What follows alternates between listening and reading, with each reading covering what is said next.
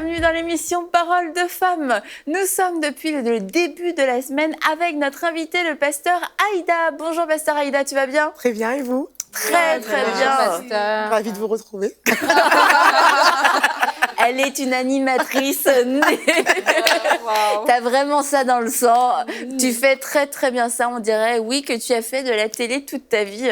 Bon. Un petit peu, c'est un petit peu vrai dans un sens. Pour ceux qui te suivent, ils comprennent de quoi je parle. Et en fait, depuis le début de la semaine, tu nous parles du ministère en tant que jeune femme, parce que c'est ce que tu as vécu, c'est ton histoire.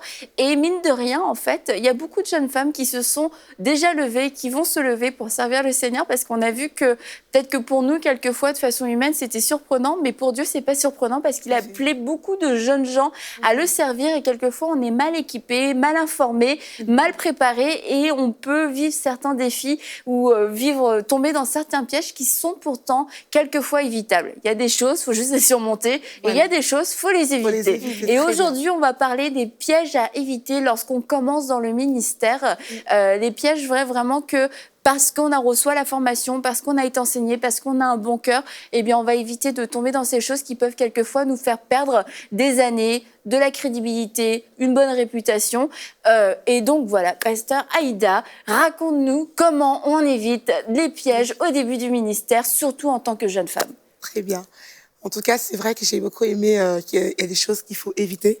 Et l'une des choses qu'il faut éviter quand on commence le ministère, c'est de croire en fait qu'on a besoin que du Saint-Esprit et qu'on n'a pas besoin d'avoir des mentors, d'avoir des parents spirituels, d'avoir des responsables. Bien souvent, on n'aime pas trop avoir des personnes qui nous encadrent parce que naturellement, personne n'aime se sentir dans une position où on est soumis à quelqu'un d'autre. Mais c'est tellement important et on le voit au long de la parole de Dieu. L'apôtre Paul nous montre lui-même qu'il a été un mentor pour Timothée. On voit également que Esther a eu Mardoché.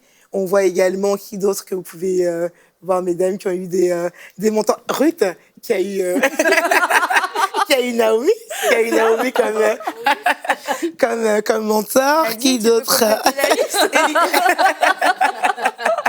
On a notre Élisée qui avait Élie. Et en fait, on se rend compte en lisant la parole de Dieu que ces personnes-là ont été des mentors, des conducteurs, comme Paul les appelle, des conducteurs pour accompagner des jeunes qui commençaient le ministère pour éviter certaines choses. Donc, je pense que l'un des premiers pièges qu'on peut éviter, c'est le fait de se dire « j'ai besoin de personne, je peux tout faire toute seule dans la vie et en gros, je vais écouter les conseils de personne ». Et il faut pas réfléchir comme ça parce que lorsqu'on réfléchit comme ça, en fait, on se limite. Et très souvent, je me suis rendu compte que lorsqu'on se retrouve exposé aux faiblesses aussi de nos conducteurs, c'est ce qui fait qu'après, on ne veut plus les avoir comme conducteur, pour me répéter. Et parfois, en fait, on va voir des faiblesses parce qu'on est humain. Donc, on verra des faiblesses, on verra des choses qui ne vont pas. Mais on ne doit pas se dire, parce que j'ai vu telle faiblesse, je change de mentor, c'est plus mon mentor, je veux plus. Et c'est vrai que de plus en plus, on voit beaucoup avec les jeunes de nos jours qui se lèvent, qui commencent le ministère, qui a un peu ce côté-là, mon père spirituel est plus mon père spirituel aujourd'hui, mon mentor n'est plus mon mentor. Et pourtant, quand on regarde la parole de Dieu, on voit que Élisée est resté attaché à Élie. Il n'a pas dit « Seigneur, j'ai besoin que tu me reparles pour me reconfirmer si c'est lui ou pas ». Il est resté attaché. Et je pense que l'un des pièges qu'on peut éviter, déjà, c'est celui-là. Toi, tu as des parents spirituels. Ah oui. Ah oui. Et je les honore au passage. J'ai bien sûr le pasteur Alain que vous connaissez sur ce plateau. J'ai ma mère spirituelle qui est le pasteur Tina, qui est pasteur à Lyon, où le mari, pasteur Joël est allé prêcher. Et puis, pasteur ici aussi qui est à Paris, qui est ma mère spirituelle. Donc, en tout cas, j'ai des mentors. Je suis vraiment encadrée. Et depuis le début de ma vie chrétienne, ça m'a tellement fait gagner du temps. J'avais des personnes pour me dire, non, là, c'est feu rouge. Mais même maintenant que tu es pasteur, ce sont encore des personnes qui ont un droit de parole dans ta vie. Tout à fait. Et qui peuvent te dire certaines choses. Tout à fait. Franchement, c'est des personnes que je consulte pour les grandes décisions de ma vie. J'ai aussi oublié mon mari, mais qui est un mentor pour moi également. Mais ce sont des personnes que j'écoute. Je prends le temps d'écouter. Et même s'il arrivait que j'ai envie de prendre une décision où je suis convaincue, souvent je fais quand même attention parce que ces personnes-là ont un regard peut-être plus exercé dans les choses de Dieu. Et quand on me dit vraiment, là c'est un feu rouge, le feu rouge on ne passe pas. C'est pas en force. Le feu vert, tu passes, le feu rouge, tu t'arrêtes. Donc, quand vraiment il y a des paroles qui viennent comme des feux rouges, je prends le temps d'écouter et de ne pas m'emballer, quoi. Donc, c'est vrai que c'est un premier piège, selon moi, qu'on peut vraiment éviter. Ouais. Parce que tu sais, des fois, là, on parle à des jeunes qui veulent se lancer dans le ministère ou qui ont l'appel et qui veulent avancer. L'erreur à éviter, comme tu viens de dire, si bien, c'est ça de vouloir faire tout par soi-même. Et je crois qu'il y a des fois un désir d'avancer tellement et on veut faire rapidement, on veut être élevé et tout. Mais il y a vraiment une grâce d'être sous quelqu'un, il y a une grâce d'appartenir à une maison. Parce qu'avant de servir le ministère, avant de se positionner, on sert d'abord Dieu. Amen. Et ça, c'est vraiment ça qui doit être notre moteur, c'est que je veux servir Dieu. Et parce que je sers Dieu, j'appartiens à une église locale. Et ça, c'est important parce que des fois, on a l'appel et puis on se dit, ben, j'ai déjà un réseau, je peux me faire mes vidéos et puis je peux. Et on peut avoir les talents, oui, mais c'est important d'appartenir à une église, c'est important d'avoir un berger, c'est important d'avoir cette nourriture-là parce que le berger, ben, il nous donne les légumes et la viande. Il nous donne tu vois, un menu qui est équilibré. Et des fois, quand nous-mêmes, on se positionne, on se lance, on va vouloir faire des choses voilà, qui vont faire avancer notre ministère, certes, mais on a besoin de discipline, on a besoin de d'autres aspects que nous-mêmes, on n'a pas pensé en soi. Donc, c'est important de dire le fait d'avoir un conducteur, le fait d'avoir un berger, comme tu as mentionné dans la Bible, de tous ces gens-là, ben, Élisée, il ne s'est pas dit, je vais aller chercher quelqu'un d'autre. Voilà. Il est resté avec Élie. Et il a eu une double onction. Donc, tu peux avoir beaucoup plus. Dieu peut te bénir, Dieu peut te donner une double onction en étant sous quelqu'un qui a une onction, tu vois ce que je veux dire? Et toi, tu en as une double, tu vois ce que je veux dire? Mais c'est la fidélité, c'est la constance, c'est la soumission. Ce sont tous ces éléments-là aussi qui doivent être importants dans la jeunesse d'aujourd'hui pour que ce soit des vrais réveils, pour que ce soit des ministères qui perdurent. Parce que le ministère, il peut commencer aujourd'hui, mais ce qui fait qu'un ministère dure année après année, c'est parce qu'il y a ces bons fondements-là. Alors, ne cherchons pas à décoller à 100 000 à l'heure.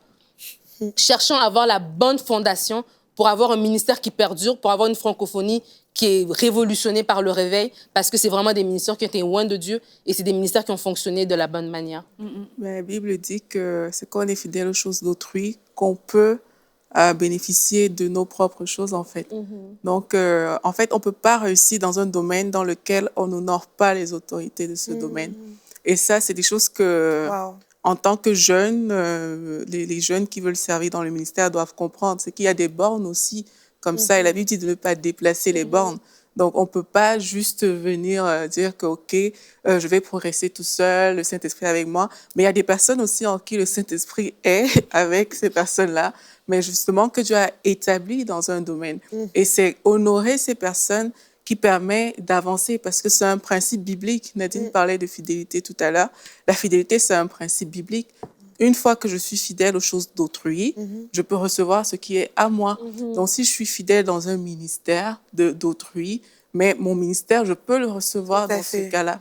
Mais si ce principe n'est pas respecté et qu'on pense pouvoir avancer tout seul, mais on fait une erreur en commun. Et j'aimerais bien nous lire un verset que j'aime beaucoup. C'est dans Proverbe 4 au verset 1. Salomon nous dit, écoutez l'instruction d'un père, donc on peut remplacer père par mentor, par responsable, et soyez attentifs pour connaître la sagesse. Et c'est vraiment fort parce qu'au travers de ce verset, on comprend que le père voit des choses que l'enfant ne voit pas.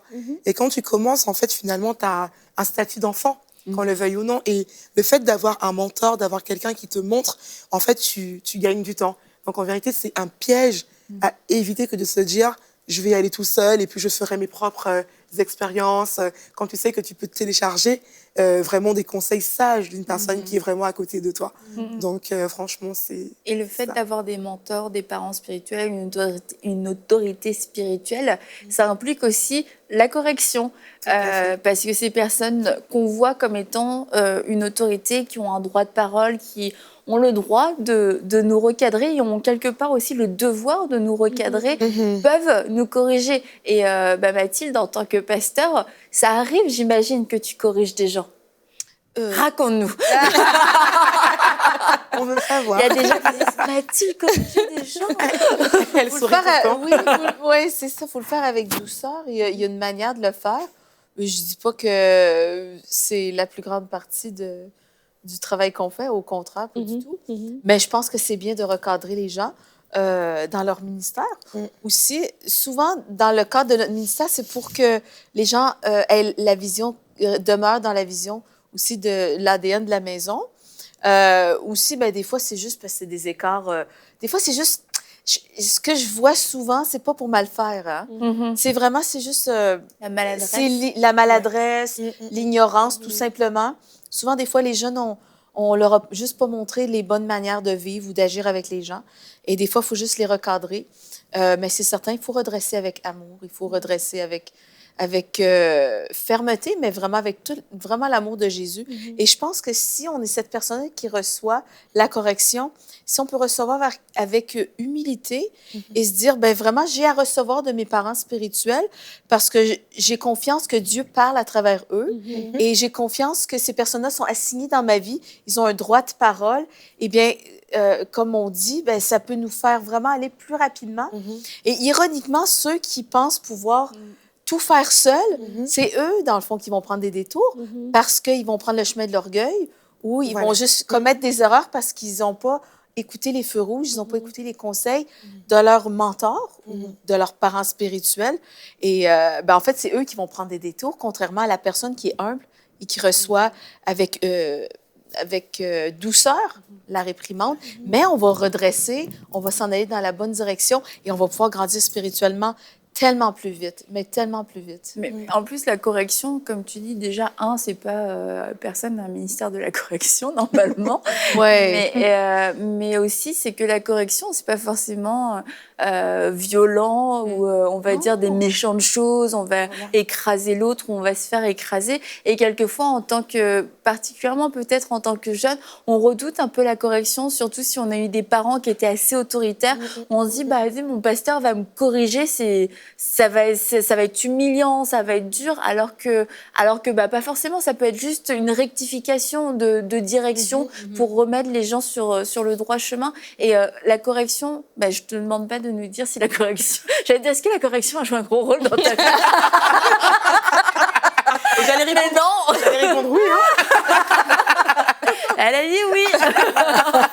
Mais quelle est vraiment l'importance, c'est ça, quelle est l'importance de la correction pour que ceux qui nous suivent arrêtent de fuir cette correction et se disent c'est bon pour moi?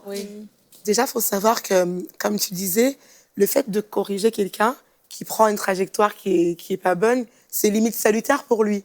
Parce que la personne qui se dirige dans un chemin opposé à sa destinée, le fait d'avoir quelqu'un pour dire hop, hop, on recadre, finalement, on te remet et on te fait gagner du temps.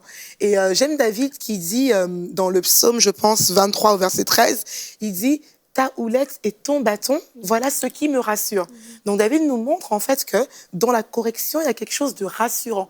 Il y a quelque chose de réconfortant. Et il y a un autre verset aussi que j'ai noté, qui est dans Proverbe 23, 13, qui dit « La verge et la correction donnent de la sagesse, mais l'enfant qui est livré à lui-même fait honte à sa mère. » Donc on voit clairement au travers de ces deux versets que quand tu n'as pas de personne pour te corriger, quand tu n'as pas de personne pour te recadrer, en vérité, tu es susceptible de faire honte. La folie est attachée au cœur de l'enfant. Les deux versets clés d'Aurélie. Oui, c'est ça. Est-ce que tu es enfant ou parent, Aurélie, dans ces versets?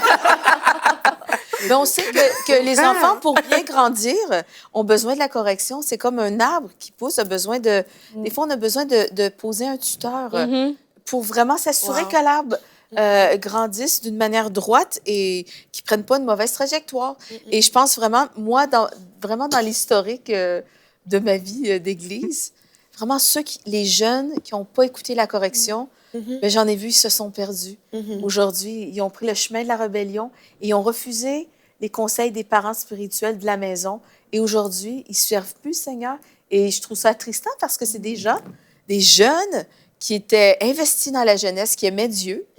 Et aujourd'hui, ils ont pensé que leur idée était meilleure et que vraiment, nous, on n'avait absolument rien à dire. C'est ça.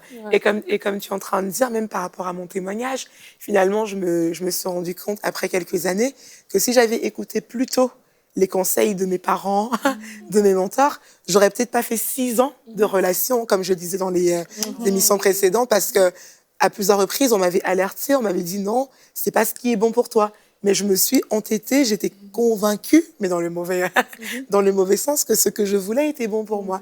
Et au bout de 6 ans, tu te rends compte que tu t'es attiré humiliation pas possible parce que tu n'as pas pu dire non, attends, enfin écouter, attends. Donc, effectivement, ça vient appuyer ce que tu étais en train de dire, Mathilde. C'est vraiment... J'aimerais même rajouter par rapport au ministère, parce que là, tu dis, tu parles des jeunes qui étaient tout feu, tout flamme pour le Seigneur, puis après qui se sont détournés parce qu'ils n'ont pas voulu écouter. Je crois qu'on doit avoir faut vraiment se donner, réfléchir, c'est quoi la vision qu'on a du ministère? Et savoir que le ministère, en fait, Jésus est parti, nous a laissé un mandat et il va revenir reprendre son Église. Donc, nous tous, nous sommes en train de travailler pour ce ministère-là.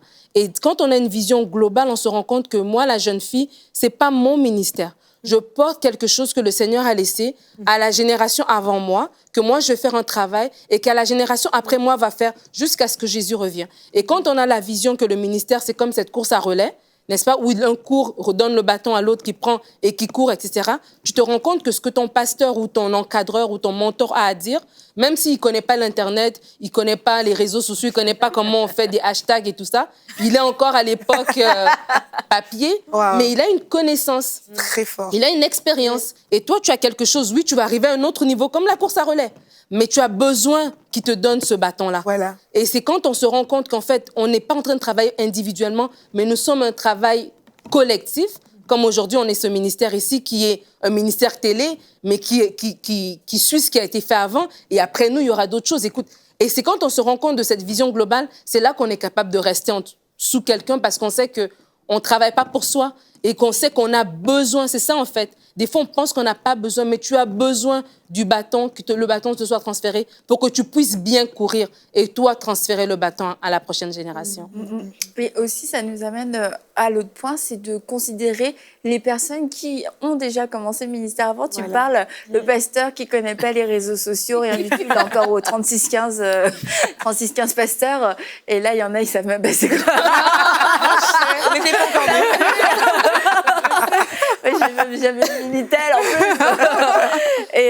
Et c'est vrai que quand on est jeune, on a un peu cette fougue de croire qu'il n'y a jamais personne avant nous qui a compris quoi que ce soit. Comme Mathilde disait, ces jeunes qui se disent bah non, on n'a rien à apprendre, eux ils n'ont rien compris, ils n'ont pas le feu qu'on a, ils n'ont pas la révélation qu'on a, ils n'ont pas l'appel qu'on a sur nos vies. Et du coup, lorsque on ne veut pas avoir d'autorité au-dessus de nous, on ne veut pas la correction et qu'en plus on méprise tous ceux qui ont travaillé avant nous, on se met vraiment dans une position très délicate. Et c'est vrai que personnellement, je suis quelqu'un qui accorde beaucoup de respect en fait aux aînés, à ceux qui ont commencé avant, parce que même si on a le même titre, c'est-à-dire je peux être pasteur, tu peux être pasteur, mais on peut avoir le même grade, mais on n'a pas pour autant les mêmes expériences, on n'a pas pour autant la même autorité spirituelle. Et c'est vrai que très souvent, je dis aux jeunes que j'encadre, il faut faire attention à respecter les aînés dans le ministère.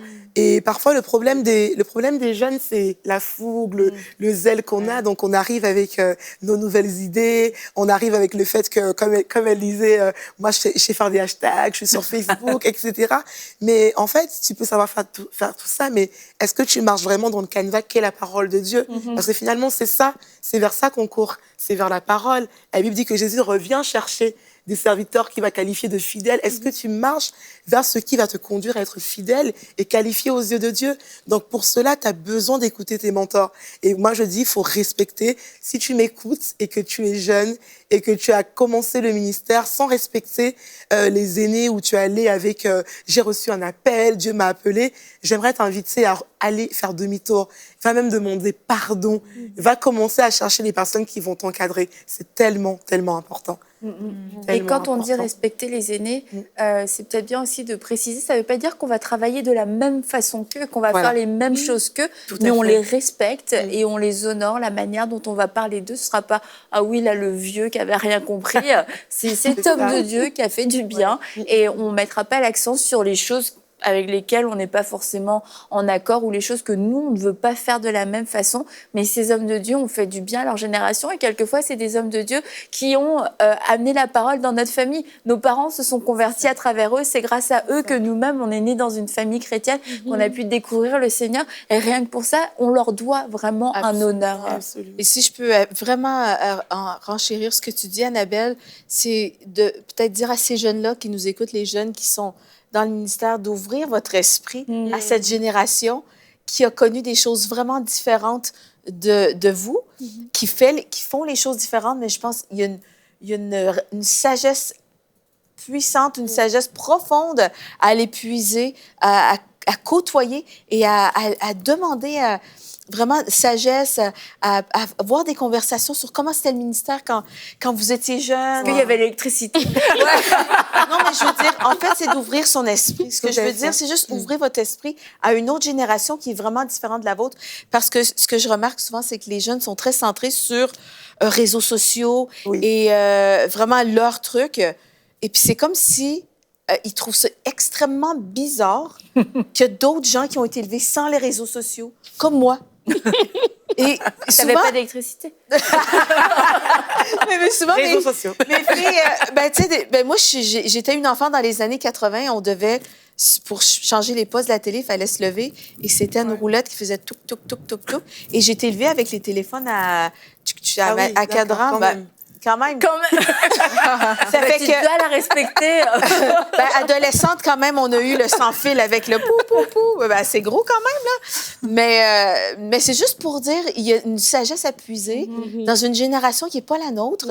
Et je pense vraiment, moi, j'aime beaucoup passer du temps avec mon père ou mes aînés à poser des questions. Comment c'était l'Église? Comment tu as vécu telle chose?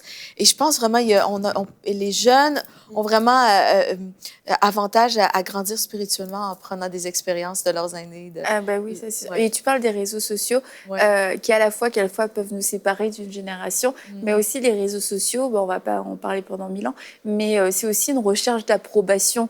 Les gens nous célèbrent, les gens nous suivent, les gens aiment, les gens ceci, cela. Et un des pièges aussi, c'est à l'inverse, on rejette tout le monde, il n'y a personne qui est assez bien, ou à l'inverse, on veut que tout le monde aussi nous aime et que tout le monde nous suive. Oui, c'est ça. L'un des pièges, c'est vraiment chercher à se faire aimer de tout le monde. Et pour ça, en fait, comme tu disais, on va sur les réseaux, on commence à faire tout et n'importe quoi. Des fois, c'est même pas que le Seigneur t'appelle à faire ça, mais tu le fais parce que tu cherches la foule. Permettez-moi de le dire. Oui. C'est vraiment la foule. Le problème de la foule, c'est que la foule est là quand tout va bien. Mais une fois que les choses ne sont plus là, la foule n'est pas là. Donc, c'est vrai qu'il faut faire attention parce que ça, c'est vraiment un piège. Chercher à avoir l'approbation de tout le monde. Il faut qu'on me regarde. Et aujourd'hui, on marche beaucoup avec les likes. Je vais sur Instagram. Le nombre d'amis. Le nombre d'amis. Et ces personnes-là sont tes amis virtuels, en fait. Parce que dans la vie de tous les jours, c'est pas ceux qui t'accompagnent. Donc, faut vraiment faire attention à ce piège. Et aussi, un des pièges dont il serait important de parler, c'est surtout quand on est jeune, on a une vie sociale quelquefois très débordante. On a vraiment l'habitude d'appeler nos amis, on texte, on raconte notre vie et tout ça. Ouais, Aurélie a dit c'est bien. c'est super, mais une fois que tu as certaines responsabilités, on peut même paraître snob quelquefois, un peu genre, elle veut plus nous parler et tout. Mais il y a des choses qu'on ne peut pas partager. Tu l'as dit dans les émissions précédentes, on ne peut pas parler de tout avec tout le monde et n'importe comment. Voilà. Tout le monde n'a pas la maturité, en fait, de gérer toutes les informations. Et c'est vrai que c'est l'une des erreurs que j'ai faites quand j'ai commencé le ministère.